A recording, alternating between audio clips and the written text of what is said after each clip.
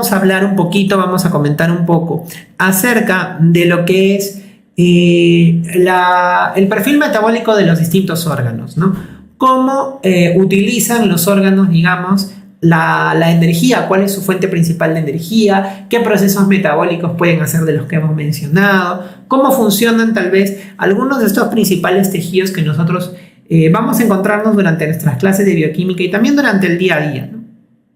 Entonces, vamos a tener aquí que tenemos distintos órganos y cada uno de ellos va a tener alguna peculiaridad en cuanto a su fuente de energía. Si bien la glucosa es la principal fuente de energía, hay algunos que pueden utilizar también de forma preferente algún otro tipo de molécula. Entonces, en el caso del hígado, por ejemplo, el hígado, a pesar que la glucosa es el principal combustible de la célula, en el caso del hígado, básicamente la fuente de energía del hígado van a ser los ácidos grasos,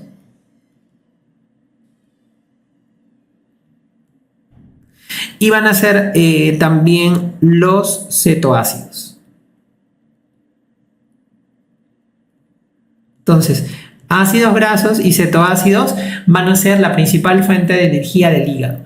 La glucosa, y lo voy a colocar aquí, la glucosa usualmente la va a utilizar para, digamos, la formación o el metabolismo de otros compuestos, ¿no? Entonces, la glucosa la va a utilizar básicamente con otros fines, no tanto para poder obtener energía, ¿no?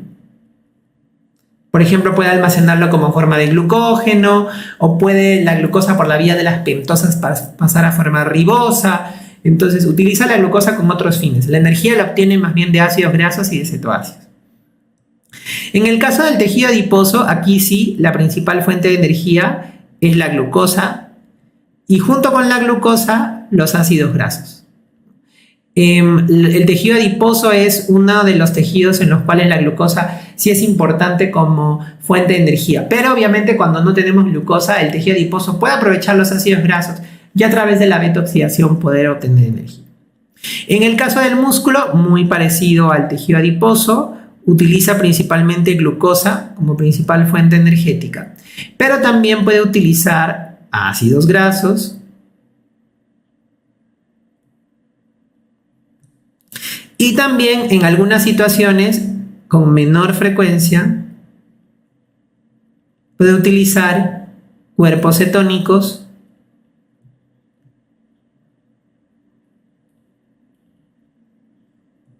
y cetoácidos,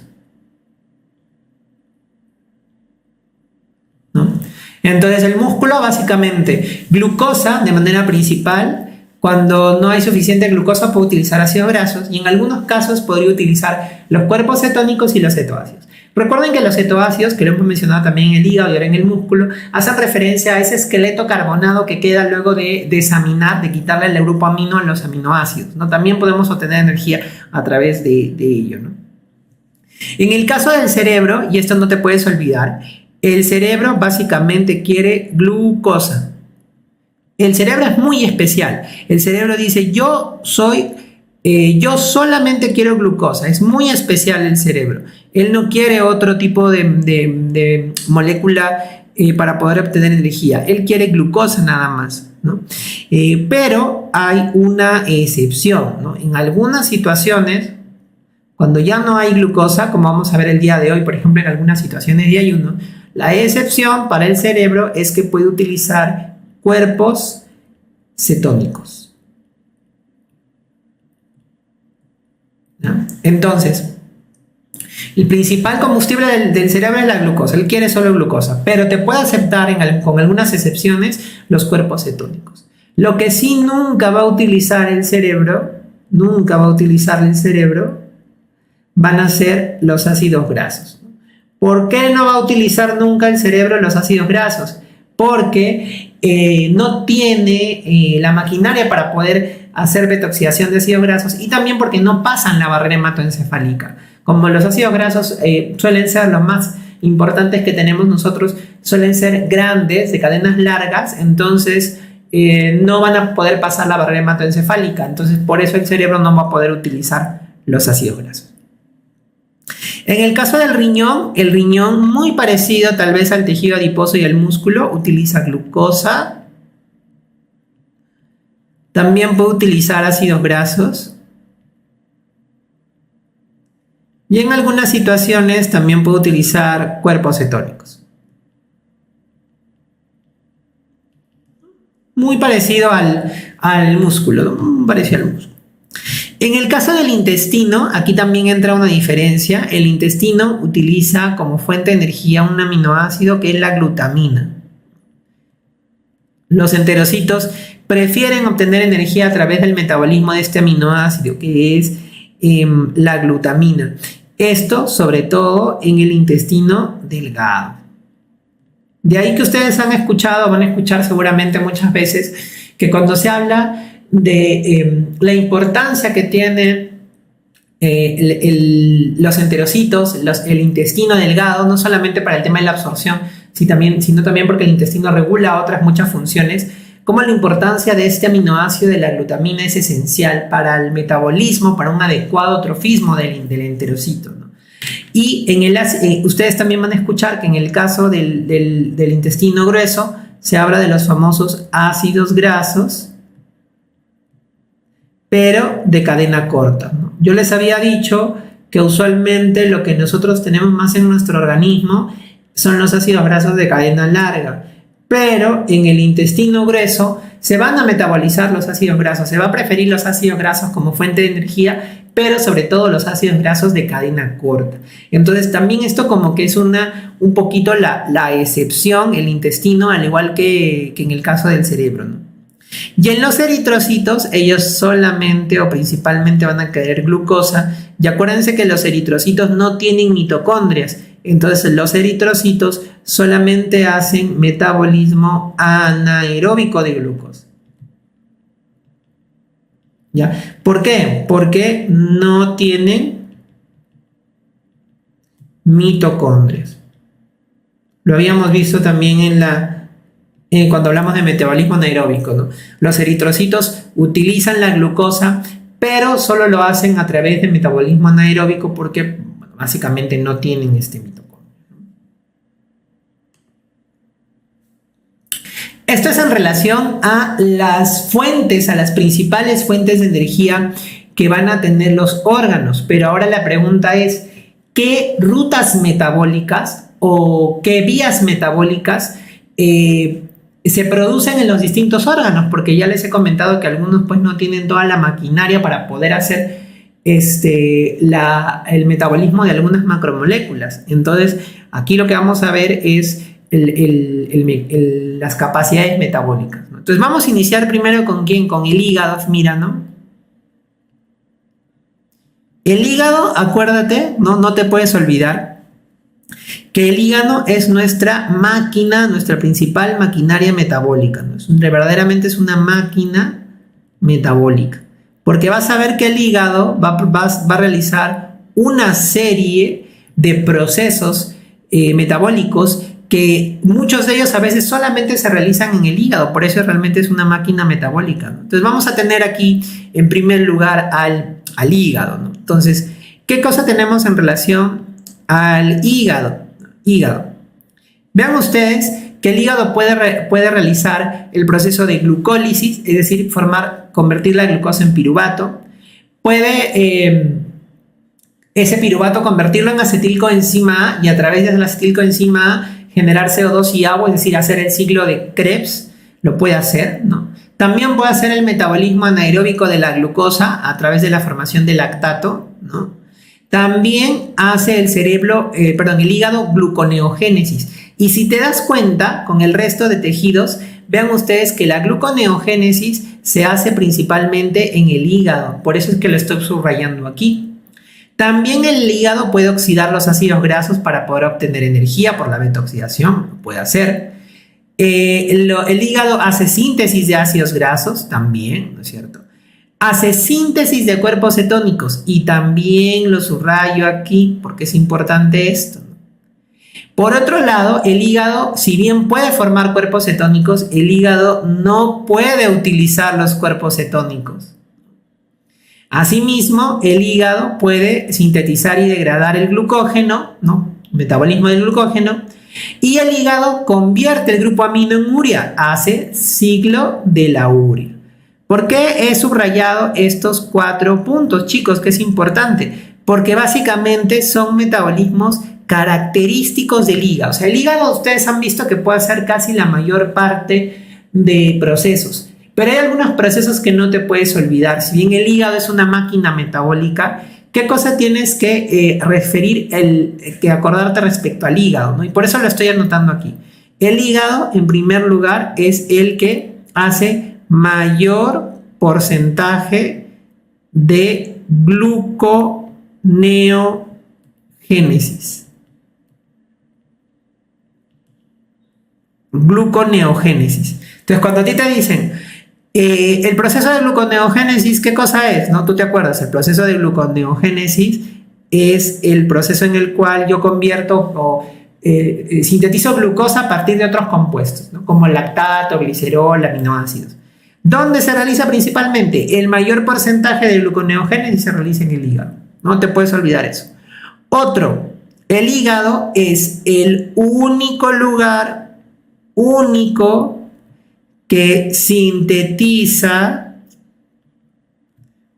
cuerpos cetónicos,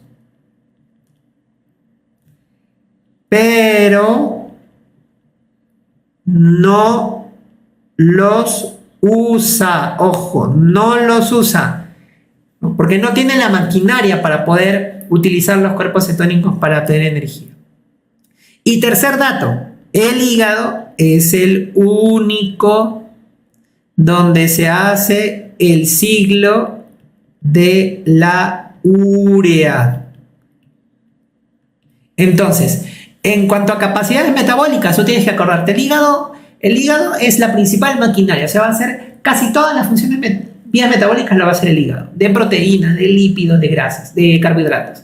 Pero ¿qué no te debes olvidar? El mayor porcentaje de gluconeogénesis en el hígado.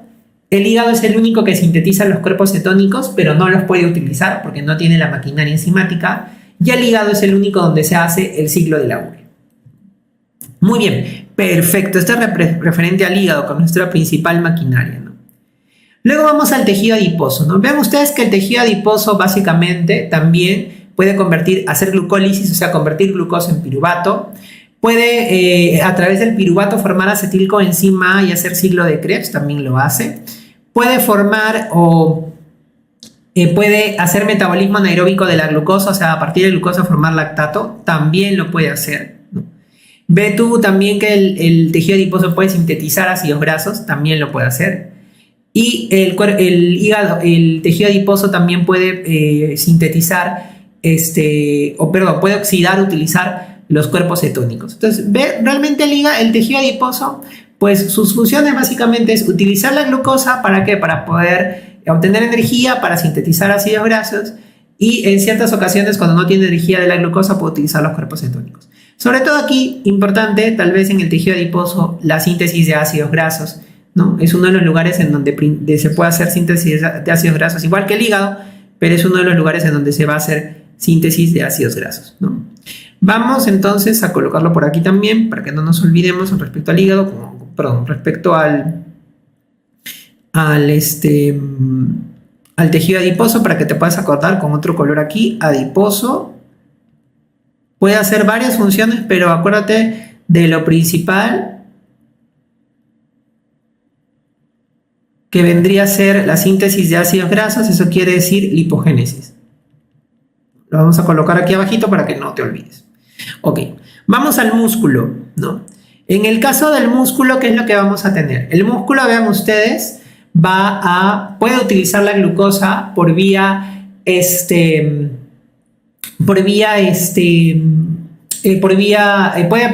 partir de la glucosa puede hacer por glucólisis, formar piruvato, puede hacer ciclo de Krebs. Y vean aquí, importantísimo, la glucosa a través de la vía anaeróbica puede formar lactato. El músculo es uno de los lugares en donde con mayor frecuencia se produce respiración anaeróbica, ¿no? Metabolismo anaeróbico. El otro es los eritrocitos que hemos visto. Pero el que nunca te debes olvidar, el músculo. Pero acuérdate que es limitado, ¿no? ¿Qué más puede hacer el músculo? El músculo puede oxidar los ácidos grasos, es cierto, también lo hemos visto, puede utilizar los ácidos grasos, ¿no? ¿Qué más puede hacer el músculo? El músculo puede oxidar cuerpos cetónicos, también lo hemos visto, ¿no? ¿Y qué más puede hacer el músculo? El músculo puede o se encarga también de lo que es el metabolismo del glucógeno, junto con el hígado, ¿no? El hígado también lo podía hacer, pero vean que algo importante que no te debes olvidar es esto, ¿no? El metabolismo del glucógeno. Entonces, si yo quiero hacer, digamos, un recordatorio de lo principal que va a hacer el músculo y que no te debes olvidar en el caso del músculo es, primero, hace metabolismo anaeróbico.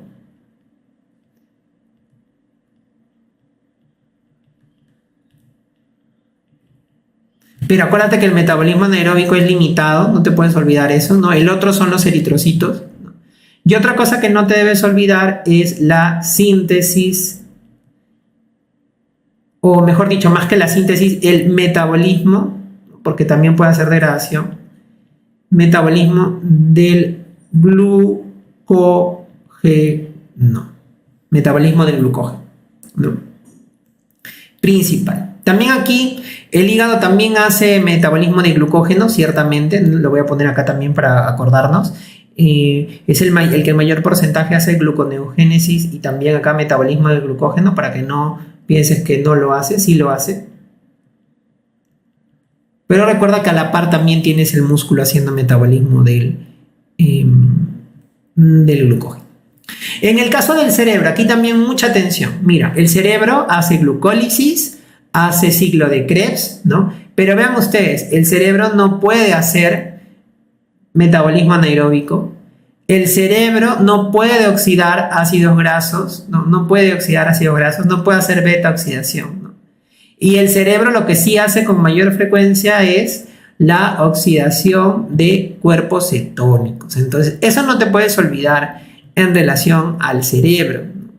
El cerebro, bueno, vamos a poner acá, en el caso del cerebro,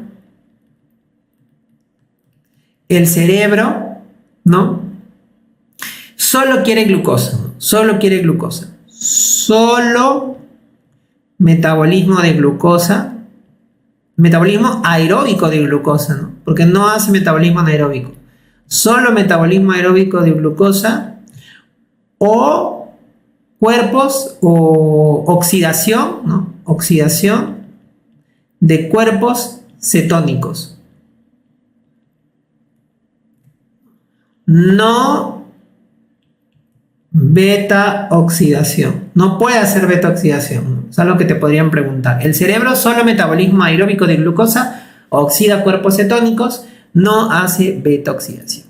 Y finalmente, para terminar, tenemos al riñón. En el riñón, como ustedes verán aquí, el riñón es capaz de hacer muchas vías metabólicas, pero lo que quiero que veas aquí, hace metabolismo aeróbico y anaeróbico de glucosa. Ve aquí, el riñón puede hacer gluconeogénesis, es el otro órgano en donde se puede hacer gluconeogénesis, aunque en menor medida, ¿no?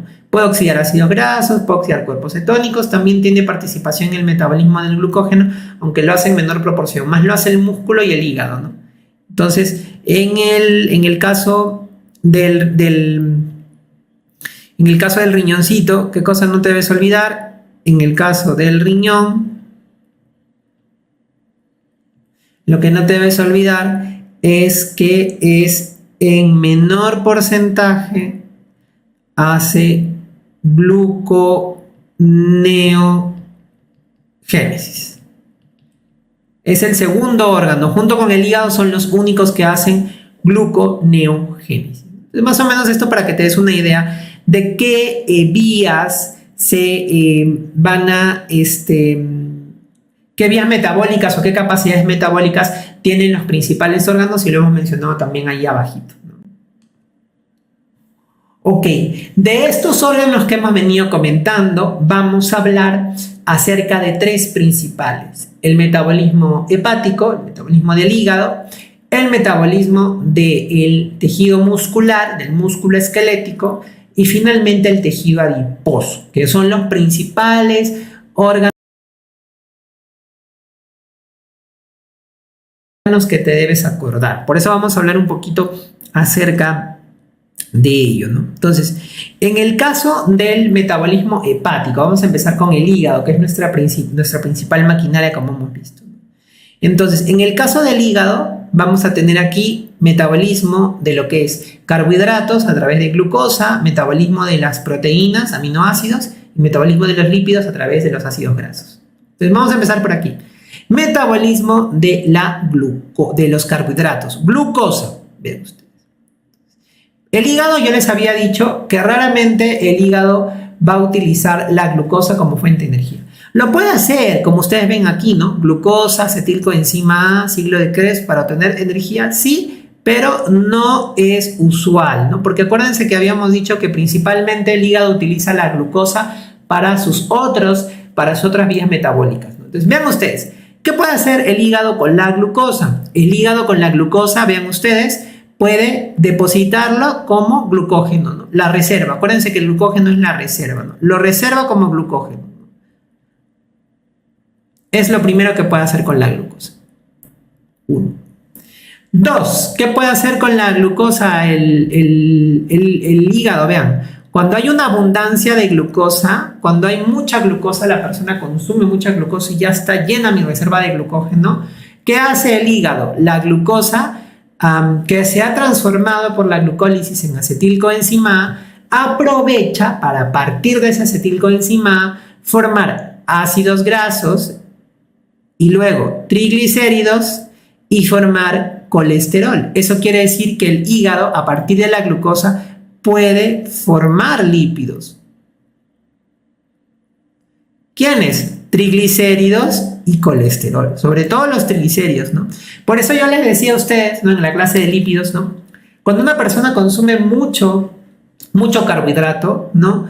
Ese exceso de carbohidrato que consume puede hacer que esa persona empiece a crear más triglicéridos y se elevan los niveles de triglicéridos en sangre, ¿no? Yo les decía que muchos piensan a veces, ¿no?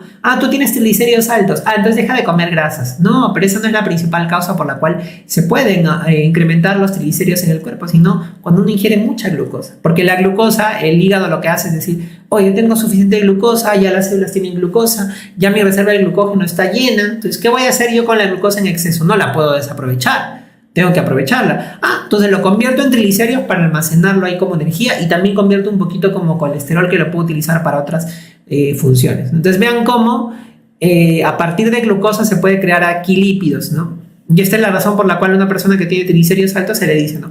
Tienes triglicéridos altos, tienes que regular tu consumo de carbohidratos, no solo de grasas, sino de carbohidratos. Y acuérdense ustedes que lo tercero que puede hacer la glucosa es a través de la vía de las pentosas, ¿no? Forma pentosas, ¿no? Forma pentosa, sobre todo la ribosa 5-fosfato, que acuérdense que la ribosa 5-fosfato luego yo la voy a utilizar para la síntesis de ácidos nucleicos, ¿no? Ácidos nucleicos. Y también forma el NAD-fosfato reducido, que el NAD-fosfato reducido habíamos dicho que es importantísimo para la activación de la glutatión peroxidasa, ¿no? En el metabolismo de los mantenimiento de la membrana de los eritrocitos, y el NAD-fosfato reducido también es importante para la síntesis de lípidos, ¿no? Cuando el organismo necesita glucosa, obviamente la glucosa que está almacenada como glucógeno en el hígado también puede salir cuando se necesite. Eso es respecto a los carbohidratos. Ahora, respecto a los aminoácidos. ¿Qué tenemos respecto a los aminoácidos? El metabolismo proteico. Entonces, vean ustedes. La glucosa, ¿qué puede hacer con los aminoácidos? Habíamos dicho que los aminoácidos tienen varios destinos, ¿no? Vean ustedes, los aminoácidos, el hígado puede hacer síntesis de proteínas, importantísimo el hígado, uno de los lugares donde se sintetiza proteínas con en mayor preponderancia.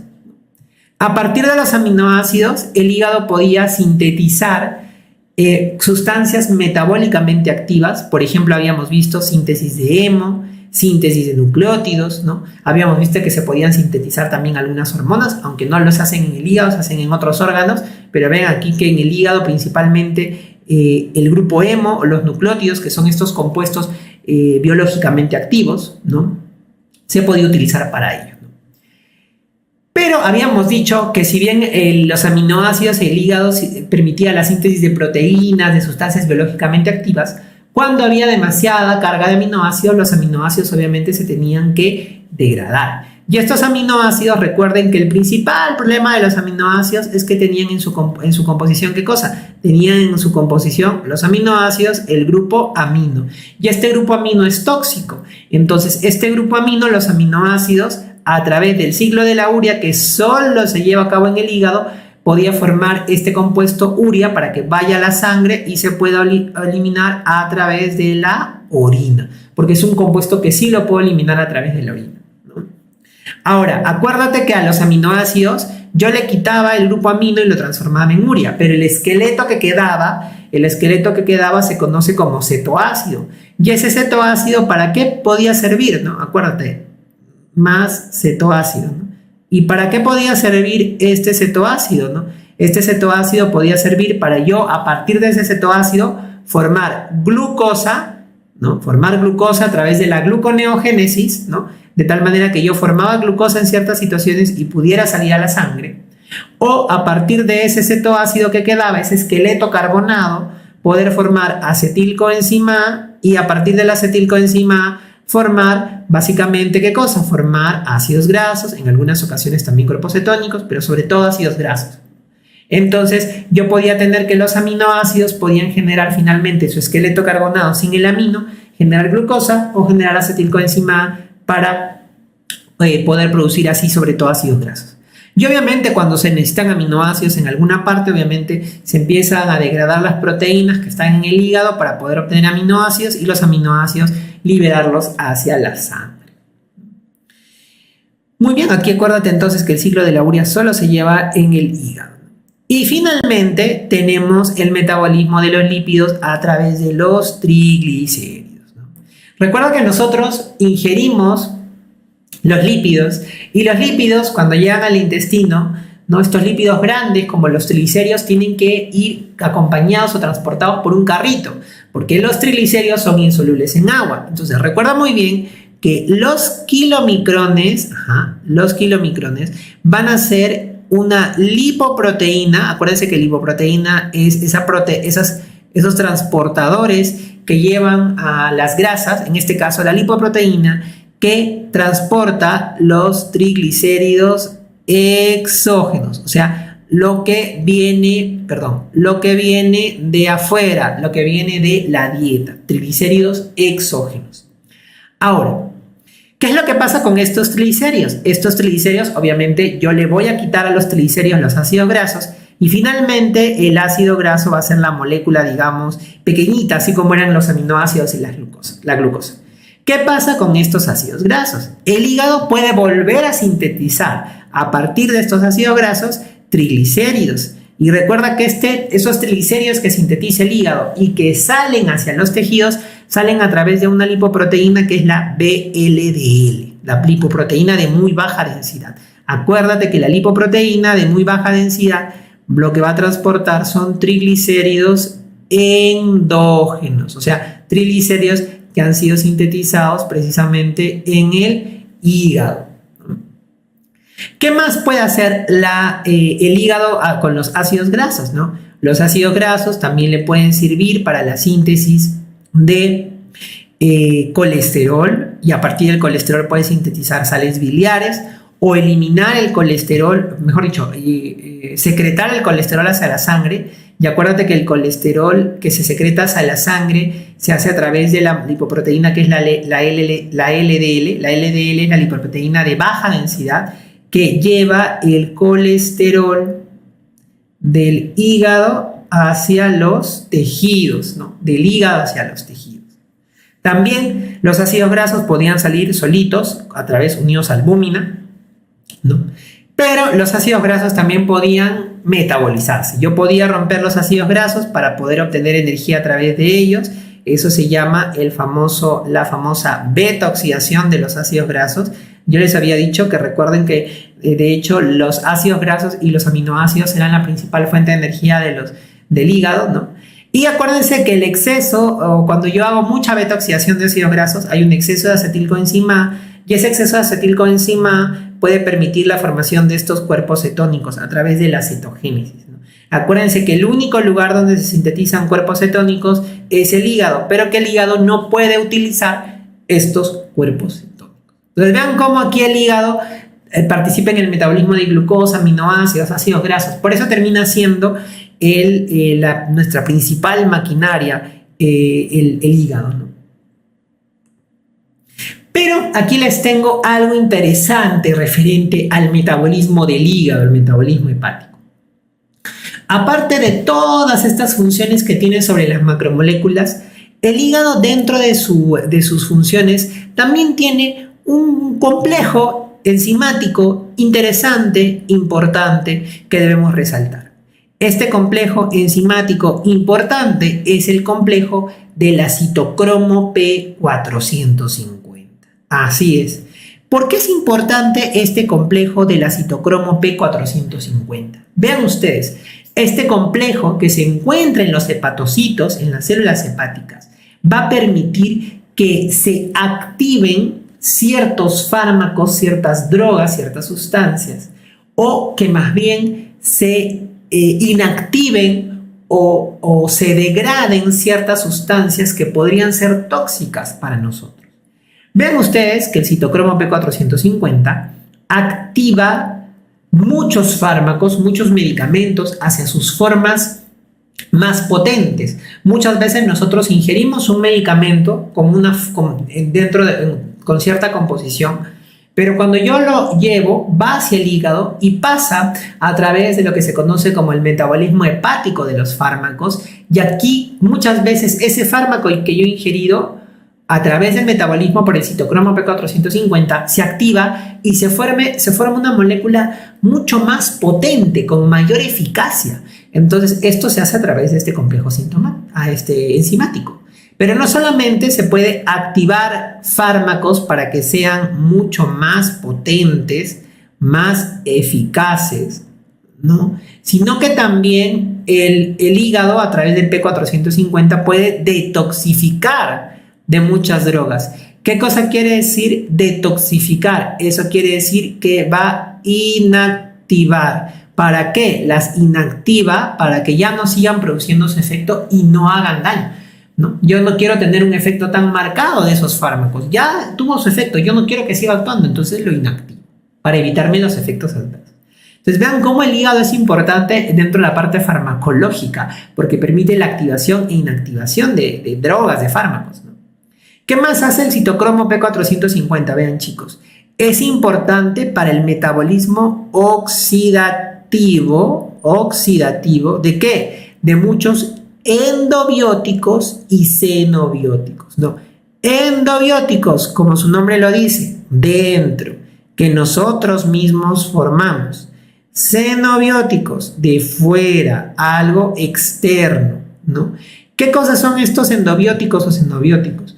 Son sustancias, ¿no?, que va a producir nuestro cuerpo o que nosotros ingerimos, que muchas veces tienen que ser activadas dentro del organismo. ¿Y quién las activa? Las activa el hígado a través de un metabolismo oxidativo. No solamente las activa, sino muchas veces también las puedes activar. Entonces es importante, ¿por qué? Porque estos compuestos bióticos van a van a ser importantes para el desarrollo de varias vías metabólicas, ¿no? Para la regulación de varias vías metabólicas. Entonces es importante el metabolismo también de estas sustancias, ¿no? Que no son fármacos, no son drogas, pero que las producen en el cuerpo, yo las consumo a través de los alimentos y que van a ser importantes. ¿Por qué es importante también el citocromo P450? Vean ustedes, porque permite la síntesis de hormonas esteroideas y a su vez la activación de vitaminas como la vitamina A y la vitamina D3 a hormonas biológicamente activas. ¿Qué sucede? Acuérdense que a partir de colesterol, que es el esteroide más importante, yo voy a poder obtener o generar una serie de sustancias importantes, ¿no? Por ejemplo, habíamos dicho que yo voy a obtener las famosas sales biliares, pero aparte de ello, habíamos visto que podía obtener hormonas, que son las hormonas esteroideas, y la famosa vitamina D. Entonces, ¿qué hormonas esteroideas habíamos dicho que teníamos? Por ejemplo, las hormonas sexuales, ¿no? Testosterona, estrógenos, progesterona, y las hormonas de la corteza adrenal. Entonces, este citocromo P450 permite la síntesis de hormonas, de algunas hormonas esteroideas, ¿no? Sobre todo, este P450 también lo vamos a encontrar en estos órganos, en el ovario, en el testículo, en la glándula suprarrenal, donde va a contribuir para ello, ¿no? Y en el hígado, importantísimo también, ¿para qué? Para activar a la vitamina D. La vitamina D se tiene que activar, la vitamina A se tiene que activar para ser activas. Entonces la citocromo P450 también funciona en esta parte. ¿Qué más tenemos con el citocromo P450? Que permite el metabolismo o el control de contaminantes químicos, tóxicos, carcinogénicos. Es decir, va a haber un mecanismo de protección a través principalmente de la inactivación de estos agentes. Son sustancias dañinas, tóxicas, malas para el organismo, ¿no? Entonces, ¿qué hace? Las inactiva, hace que dejen de funcionar y de esa manera también no tienen un efecto deletérea en nosotros, ¿no? Por eso es que es inevitable que nosotros estemos en contacto con ciertos contaminantes tóxicos. A veces los consumimos porque el agua, los alimentos pueden estar contaminados. Pero ¿quién nos ayuda a frenar un poco esta contaminación que pueda haber de lo que nosotros tengamos en nuestro entorno? ¿Quién inactiva estos contaminantes tóxicos? El hígado, a través del citocromo P450. Por eso ustedes van a ver que al hígado, por este efecto que tiene con el citocromo P450, se le conoce como la principal sustancia o el principal órgano que detoxifica, ¿no? Detoxifica de ciertas diferentes sustancias propias o externas, ¿no? Y finalmente vamos a tener que el citocromo P450 también convierte ácidos grasos poliinsaturados como el ácido araquidónico, ¿no? En prostaglandinas a moléculas biológicamente activas, ¿no? Yo les había dicho, ¿se acuerdan ustedes? Que dentro de los lípidos habían unos lípidos que derivaban de la ciclación del ácido araquidónico, ¿no? Entonces, ¿quién permite el metabolismo del ácido araquidónico para poder yo formar prostaglandinas, para formar yo leucotrienos? Eso se hace en el hígado. Estas moléculas tan importantes que participaban en la formación, en el proceso de la regulación de la inflamación y también otros procesos. Entonces, vean cómo el citocromo P450 tiene un plus más en las funciones del hígado. Ya no solamente se encarga de la maquinaria que permite sintetizar o degradar moléculas, sino que también a través de ese citocromo P450 lo que hace el hígado también es poder activar, inactivar, detoxificar al organismo de ciertas sustancias, de fármacos, alimentos o sustancias contaminantes, y también poder activar o sintetizar algunas moléculas biológicamente activas como las prostaglandinas, las hormonas, etc. Y aquí tenemos más a detalle un poquito acerca del citocromo P450. Como les decía yo, este citocromo P450 lo vamos a encontrar principalmente en el hígado con su función detoxificadora, pero no solamente va a estar en estos órganos. Ya habían mencionado un poquito ahí en la parte de la síntesis de hormonas esteroideas, que también pueden estar en el ovario, en el testículo, en las glándulas suprarrenales, donde sintetizan las hormonas esteroideas. Pero lo pongo en el metabolismo hepático, ¿por qué? Por principalmente su capacidad de inactivar o activar ciertas sustancias o detoxificarnos de algunas sustancias que son perjudiciales para el organismo. Entonces, ¿cómo funciona este citocromo P450? En realidad, este citocromo P450 es un complejo multienzimático, porque no se trata solamente de una sola enzima que va a actuar aquí, sino realmente es un complejo multienzimático, ¿no?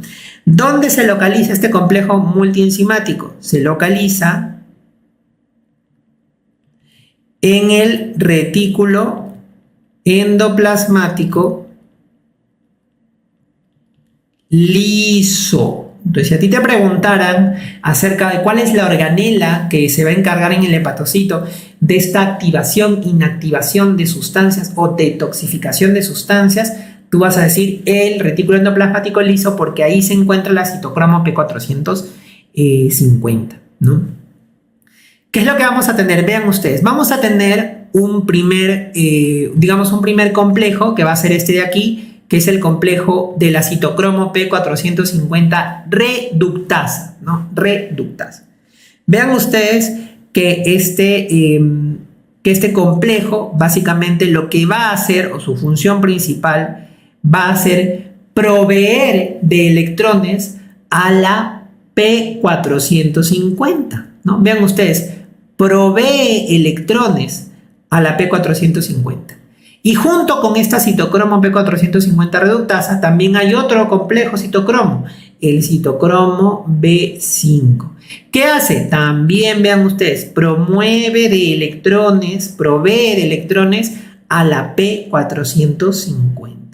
Entonces, estos dos complejos que están junto con este P450, que son la citocromo reductasa y la citocromo B5, lo que van a hacer es proveer de electrones a esta P450. La P450, chicos, vean ustedes aquí, tiene en su interior ¿a quién? Tiene en su interior al hierro. Es importante este mineral, el hierro, dentro de este complejo, que está precisamente unido a una proteína que se conoce como proteína 450, ¿no? Entonces, este hierro está unido a una proteína. Unido a una proteína, está enlazado, ¿no? Entonces, ¿qué es lo que va a suceder, digamos, con este complejo? ¿Cómo va a actuar? Vean ustedes, yo voy a tener un sustrato, ¿no? Este sustrato puede ser un fármaco, puede ser una toxina, puede ser un biótico, ¿no? Un xenobiótico, un endobiótico, ¿no? Una sustancia determinada. Esta sustancia o este sustrato va a llegar, se va a unir a este complejo. ¿Y qué es lo que va a suceder con este complejo, ¿no? Este complejo, ¿qué es lo que va a suceder? Este complejo va a modificar básicamente al sustrato y lo va a transformar en un metabolito. Entonces, ¿cómo va a hacer eso básicamente? Eso lo va a hacer gracias a que la molécula de hierro del interior del complejo P450 se va a reducir el hierro, y al reducirse el hierro, ¿qué es lo que va a pasar? Para poder reducirse el hierro vamos a tener que la participación precisamente ¿de quién? Del oxígeno, la participación de los electrones que están donando los citocromos, ¿no? Los citocromos aledaños, ¿no? Vamos a tener que este hierro se va a reducir. Y esta reducción del hierro con la adición de estos electrones me va a permitir formar agua. Pero, ojo, no solamente me va a permitir formar agua, sino que también va a permitir que este sustrato, ¿no? Se convierta o se vuelva un metabolito, ¿no? Un metabolito, y que este metabolito va a ser un metabolito ya sea activado, inactivado o neutralizado, dependiendo si se trata de un fármaco, una toxina o un biótico, ¿no? Entonces, básicamente aquí lo que yo voy a tener es que la interacción del sustrato con este complejo a través de esta reducción del hierro, ¿no? Es lo que va a permitir precisamente de que se forme este metabolito. Algo interesante dentro de este complejo citocromo P450 es que este hierro, ¿no? Este hierro básicamente se va a encontrar en el sitio activo de este complejo, ¿no? Se va a encontrar en el sitio activo de este complejo. Y este hierro básicamente va a estar localizado dentro de ¿dónde? Dentro de un grupo hemo. Vamos a tener aquí el anillo de protoporfirina y dentro va a estar el hierro. O sea, va a ser un grupo hemo el que va a estar en el sitio activo de este citocromo P450. ¿Cómo funciona? Funciona a través digamos, la acción del hierro, que el hierro lo que va a hacer es reducirse al contacto con el sustrato, más la donación de electrones de los otros complejos reductasas que van a permitir, ¿qué cosa? Van a permitir, a partir de oxígeno, formar agua, pero a su vez también convertir el sustrato en un metabolito que sea activo, inactivo, dependiendo del sustrato que yo voy a utilizar o va a interactuar con este P450. Muy bien, entonces ya hemos visto en el caso del hígado la parte metabólica de las macromoléculas y también la función del citocromo P450. Ahora vamos a continuar con el músculo esquelético, porque les había dicho que íbamos a hablar de hígado, músculo esquelético y vamos a hablar acerca del tejido adiposo. Entonces, ¿qué debemos saber respecto al músculo esquelético? Entonces, el músculo esquelético, acuérdate tú que el músculo esquelético básicamente va a tener una función principal. ¿Cuál es la función principal que va a tener el músculo esquelético? Va a ser la contracción muscular. La contracción muscular para que nosotros obviamente podamos deambular, podamos realizar nuestras acciones. Y esta contracción muscular, obviamente, yo voy a requerir de energía.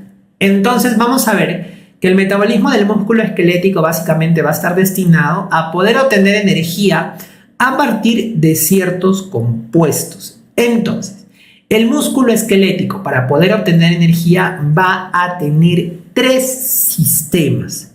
Entonces vamos a anotar aquí cuáles son los sistemas energéticos del músculo esquelético. Sistemas energéticos. Entonces, el primer sistema energético que va a tener el músculo esquelético va a ser el de la fosfocreatina.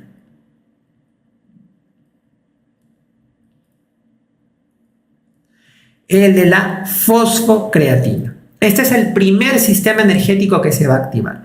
¿Cuándo se utiliza este sistema de la fosfocreatina? Este sistema de la creatina se va a utilizar cuando yo voy a tener una acción muy breve, una contracción muscular muy breve. ¿Por qué? Porque dura segundos nada más. Me va a permitir dar una energía máxima y explosiva. Energía máxima y explosiva. Entonces, por ejemplo, ¿no? Imagínate, cuando tú quieres cargar un elemento muy pesado, que solamente la vas a levantar para que alguien saque una cosa que estaba por debajo de ese objeto, ¿no? Un mueble, por ejemplo. Entonces, tú agarras y tus músculos, tus brazos, tus bíceps van a cargar el mueble. Entonces, en ese momento donde tú solamente cargas, vas a hacer un movimiento muy breve, muy rápido, que va a durar unos segunditos. Entonces, tú levantas, necesitas en ese momento una molécula que te dé una energía máxima y explosiva, que te aporte un montón de energía. Entonces, ¿cuál es el sistema que se activa? El sistema de la fosfocreatina. Es para cosas muy breves, muy puntuales, muy pequeñitas. O como por ejemplo, esta persona que levanta pesas, ¿no? Entonces, existe esta persona que lo que hace es levantar pesas, hace levantamiento de pesas. Entonces, levanta la pesa rápidamente, dura unos cuantos segundos y ¡fum!, baja. En ese momento se utiliza el sistema de la fosfocreatina, ¿no? ¿Y cómo es que actúa esta fosfocreatina? Vean ustedes, esta fosfocreatina básicamente va a estar compuesto por la creatina, que la creatina es un aminoácido que nosotros podemos sintetizar, y la creatina se va a unir a esto un fósforo. Este enlace, esta unión que tiene la creatina con el fósforo, también es un enlace de alta energía. Entonces, ¿qué es lo que sucede? Cuando yo voy a tener una actividad así muy breve, muy pequeñita, como les decía yo, como elevar o cargar rápidamente un objeto, entonces yo he hecho andar este sistema que es muy cortito. La fosfocreatina rompe este enlace de fósforo y este enlace de fósforo va a liberar energía. Entonces libera energía y esa energía es aprovechada por el ADP, por la adenosina difosfato. ¿Para qué? Para esa energía guardarla en un nuevo enlace. Entonces agarra el fósforo, guarda la energía en ese enlace y forma ATP. Este ATP generado ya va a poder ser utilizado por el músculo para poder obtener energía, para poder, hacer su movimiento de contracción. Y lo que queda de esta fosfocreatina es básicamente la creatina, la cual se va a reciclar y se va a volver a utilizar. ¿Qué enzima permite la ruptura del fósforo, de la fosfocreatina, para poder formar creatina y el fósforo? Entonces, ¿qué es lo que yo voy a tener aquí? Voy a tener una enzima que se conoce como la famosa enzima creatinfosfoquinasa. Creatinfosfoquinasa, más conocida como CPK. La CPK es una enzima que se va a localizar principalmente en el músculo. Y esta CPK que se localiza en el músculo es muy importante. ¿Por qué? Porque como solo se localiza en el músculo, entonces cuando hay daño muscular, yo voy a encontrar que esta enzima se puede liberar al torrente sanguíneo y yo la voy a poder detectar en mayores concentraciones. Es por eso, por ejemplo, que cuando hay accidentes en los cuales a una persona, por ejemplo, se le cae, se le derrumba una pared encima, comprime sus músculos, se produce destrucción del músculo, la fibra muscular se destruye, libera esta enzima, la creatinfosfoquinasa, y esta creatinfosfoquinasa se eleva en sangre. Otra, por ejemplo, cuando hay algún tipo de proceso inflamatorio en el músculo se inflama, se destruye la fibra muscular y libera la creatinfosfoquinasa al músculo. La creatinfosfoquinasa es un marcador indirecto de daño muscular, de inflamación muscular. ¿Por qué? Porque para poder liberarse tiene que dañarse la fibra muscular. Entonces, esta creatinfosfoquinasa es importante porque va a ser la enzima que me va a permitir degradar la fosfocreatina y poder, darle esa energía que está en su enlace al ADP para formar ATP, ¿no? Entonces, esta creatinfosfoquinasa es importante para esto, pero también yo puedo utilizarla como un marcador de daño muscular. ¿Por qué? Porque solo está en el músculo. Y cuando el músculo se daña, se libera la creatinfosfoquinasa y eleva la cantidad de su concentración en sangre. Ahora, este primer sistema energético de la fosfocreatina, como yo le decía, es muy breve, muy pequeño. ¿Por qué? Porque si yo quiero hacer una actividad un poco mayor, que dure minutos, ya no me va a poder soportar este sistema de la fosfocreatina porque hay poca cantidad de fosfocreatina en el músculo, ¿no?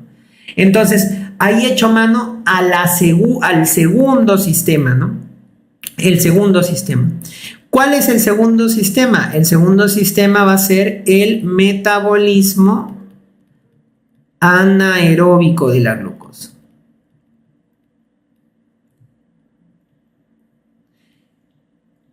Entonces, yo voy a tener que la glucosa puede venir de lo que es la sangre, ¿no? A través de lo que se ha liberado, por ejemplo, del glucógeno del hígado. O recuerda también que la fibra muscular tiene glucógeno, ahí también puede aportar glucosa, aunque lo hace en menor proporción. La mayor proporción de glucosa que viene al tejido muscular es la glucosa de afuera. Entonces, esta glucosa llega, se hace glucólisis, y acuérdate que por la glucólisis yo voy a obtener ¿qué cosa? Voy a tener piruvato. Y te acuerdas tú que el piruvato tenía dos opciones, o se va a la vía anaeróbica o se va a la vía aeróbica. Entonces, en este caso, ¿qué es lo que pasa? Se va a la vía anaeróbica. Y la vía anaeróbica de la glucólisis forma ¿qué cosa? Forma lactato. Acuérdate que esta generación de lactato, ¿no? ¿Qué es lo que va a permitir? Que el lactato salga del músculo, se vaya al hígado, se forme glucosa a partir del lactato y el lactato nuevamente regresa rápidamente al tejido muscular, ¿no?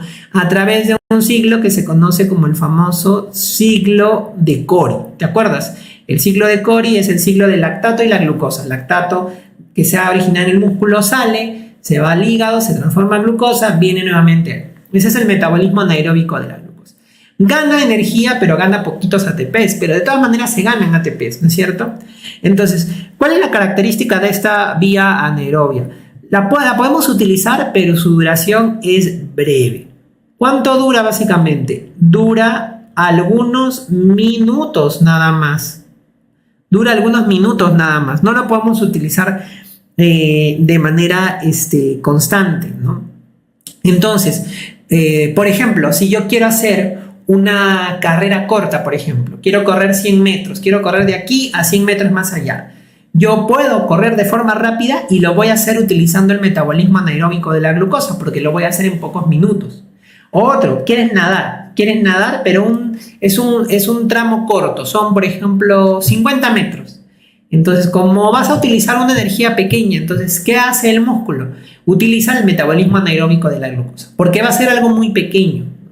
El metabolismo anaeróbico de la glucosa no va a poder mantenerse de largo, acuérdense, porque aquí el problema, ¿cuál es? Que el problema, ¿por qué es limitado este sistema? Es limitado porque se acumula el lactato.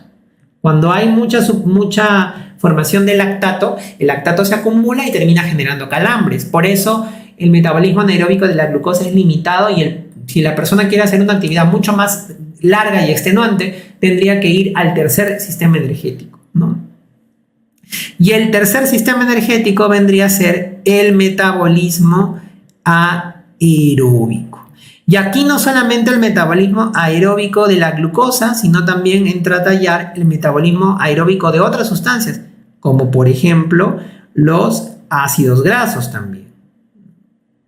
Entonces, ¿qué vamos a tener aquí? La glucosa va a seguir su proceso, el piruvato va a seguir su proceso, se forma acetilcoenzima A, entra al ciclo de Krebs, se da la fosforilación oxidativa y yo obtengo ATP. También los ácidos grasos que vienen de afuera pueden ingresar al músculo y a partir de los ácidos grasos también se genera acetilcoenzima A, la acetilcoenzima A entra al ciclo de Krebs, ¿no? Y se genera ATP. Y finalmente en menor proporción, esto casi no lo hace el músculo, las proteínas que almacena el músculo las puede transformar en aminoácidos y el cuerpo carbonado, el esqueleto carbonado, podríamos obtenerlo e ingresar para la fosforilación oxidativa. Pero esto, como les decía, casi no se hace. Es muy raro que a partir de aminoácidos yo pueda obtener energía. Básicamente es a partir de glucosa o a partir de ácidos grasos a través de la vía anaeróbica, del metabolismo, aeróbico. Acuérdate que ¿por qué es importante el ATP? Porque el ATP se va a utilizar en estas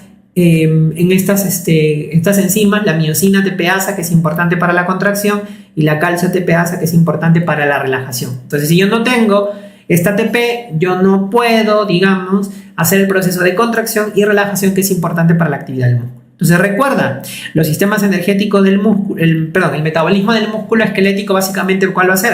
Va a ser obtener energía para poder dar la contracción y la relajación muscular, que es su función.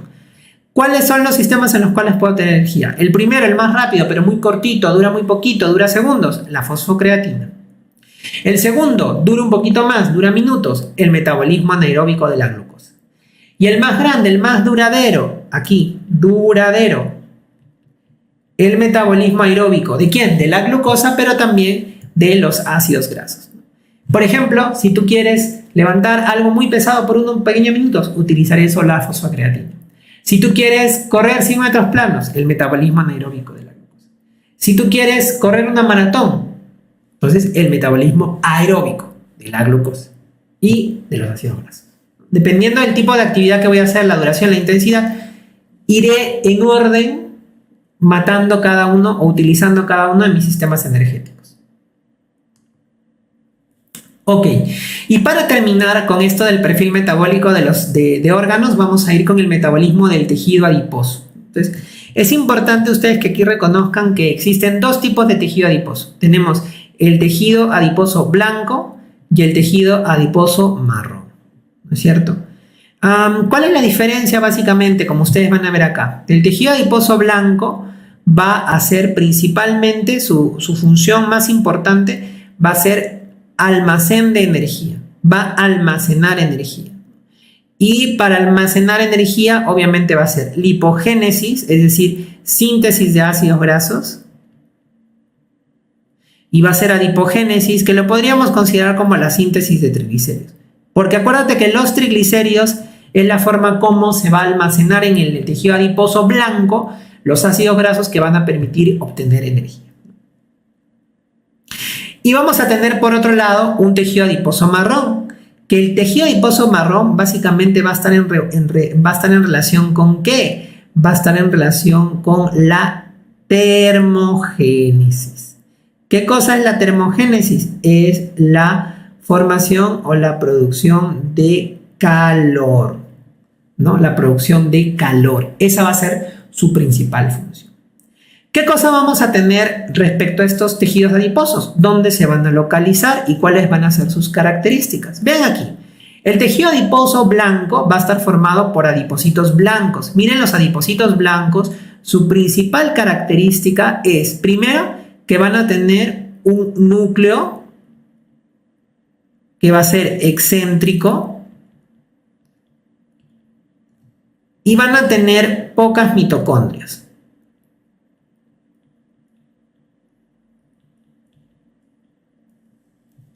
Pero lo que va a tener o va a llamar más la atención en su citoplasma es la presencia de esta gran gota de lípidos, de triglicéridos. ¿Por qué? Porque lo que hace el tejido adiposo blanco básicamente en su citoplasma es empieza a sintetizar ácidos grasos y esos ácidos grasos los utiliza para sintetizar triglicéridos. Básicamente su función es construir, formar los ácidos grasos y los triglicéridos. Acuérdense que estos procesos se hacen en el citoplasma. Por eso es que no necesita tener tanta cantidad de mitocondrias. Tiene mitocondrias probablemente para poder hacer el metabolismo de otras macromoléculas o tener energía, por ejemplo, a partir de la glucosa. Pero tiene pocas porque su principal función básicamente va a ser almacenar o generar ácidos grasos, sintetizar ácidos grasos y triglicéridos para poder almacenarlos. Porque acuérdense que los triglicéridos van a ser la principal reserva energética.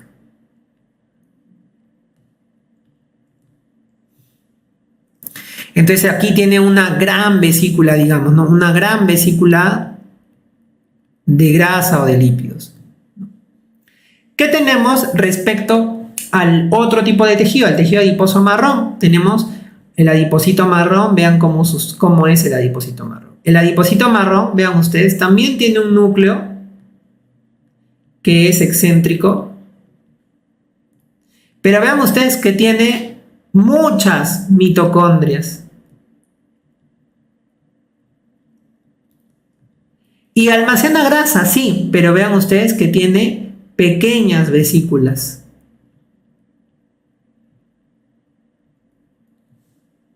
¿Por qué tiene pequeñas vesículas de grasa, ¿no? Y no tiene gran grasa? Porque esto básicamente no va a almacenar grasas, sino que esta grasita que tenemos aquí la va a utilizar ¿para qué? La va a utilizar para poder obtener calor. Entonces lo que hace el tejido adiposo marrón es degrada las grasas, o eso quiere decir produce beta-oxidación de ácidos grasos, ¿no? Y este proceso de beta-oxidación de ácidos grasos, ¿no?, va a permitir generar acetilcoenzima A. La acetilcoenzima A entra al ciclo de Krebs, pero en la cadena transportadora de electrones, en la mitocondria, yo voy a tener aquí la cadena transportadora de electrones para poder obtener energía. Acuérdense que la cadena transportadora de electrones se acopla al proceso de fosforilación oxidativa. ¿Qué pasa en estos adipocitos marrones? Se produce, la acetilcoenzima ingresa al ciclo de Krebs, se generan los transportadores de energía como el NAD y el FAD, van a la cadena transportadora de electrones, pasan a través de la cadena transportadora de electrones, pero aquí hay un bloqueo, hay un desacoplamiento de tal manera que no se genere energía, sino que más bien al desacoplarse genera calor. Y para generar calor necesito ¿qué cosa? Que haya algo que desacople. Entonces, este adipocito marrón tiene en la mitocondria proteínas desacoplantes. Proteínas desacoplantes. Estas proteínas desacoplantes, como la más importante, la termogenina, desacopla la cadena transportadora de electrones de la fosforilación oxidativa, ya no se genera ATP, pero la energía se libera en forma de calor. Por eso es que tiene gran cantidad de mitocondrias, porque esto obviamente se produce en las mitocondrias, a diferencia de los adipocitos blancos. ¿Dónde se localiza este tipo de tejido? El adipocito blanco básicamente va a tener una localización subcutánea, ¿no? Que es ese rollito que a veces nos tocamos, y visceral, es decir, alrededor de los órganos, sobre todo a nivel abdominal, subcutáneo y visceral. Y el adipocito marrón, ¿dónde va a estar localizado el adipocito marrón? A nivel axilar, a nivel cervical y a nivel interescapular. Importantísimo el adipocito marrón, sobre todo ¿quién? En el recién nacido. El recién nacido, ustedes van a ver que necesita todavía la generación de bastante calor, ¿no? Y vamos a tener que el recién nacido va a tener en mayor abundancia tejido adiposo marrón, sobre todo interescapular, cervical, ¿no? En los adultos, que ya hemos regulado mejor nuestra temperatura, porque el recién nacido sale, se enfrenta al medio ambiente, tiene que aprender todavía a regular su temperatura de lo que ha estado en el ambiente materno. Por eso el recién nacido, importantísimo el metabolismo del tejido adiposo marrón. Conforme crece, él ya regula mejor su temperatura y entonces ya no necesita tanta cantidad de producción de calor. Entonces, ¿qué es lo que sucede? Disminuye un poco la cantidad de tejido adiposito marrón, pero de todas maneras encontramos en el adulto tejido adiposo marrón a nivel axilar, cervical e interescapular, donde se produce la mayor generación de calor por estas características que tiene en el metabolismo el tejido adiposo.